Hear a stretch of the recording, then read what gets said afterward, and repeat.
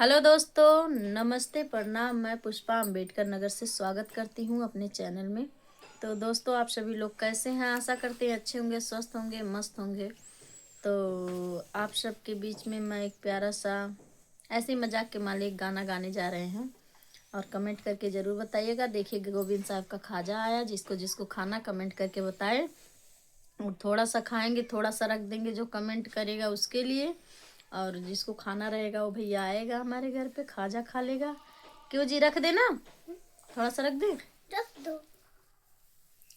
तो गोविंद साहब के खाजा के नाम पे एक हम प्यारा सा गीत सुना दें आप लोग को, ताकि आप लोग को भी अच्छा लगे और हमको भी बहुत अच्छा लगे। कम से कम कमेंट तो आप लोग करेंगे, प्यारा कमेंट करिएगा आप लोग।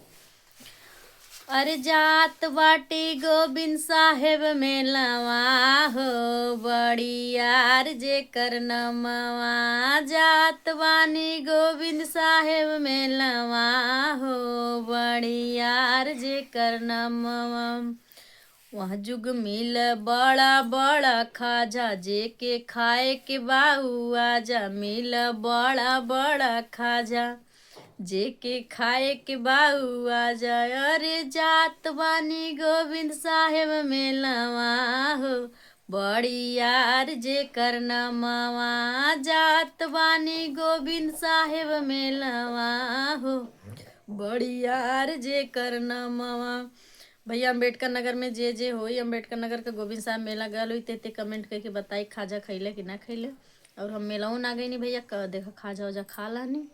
और आप सबके गाना भी सुना दनी। हमारा गाना आप सबके कैसन लगल कमेंट करके ज़रूर बताइए। आप सभी को बहुत बहुत धन्यवाद।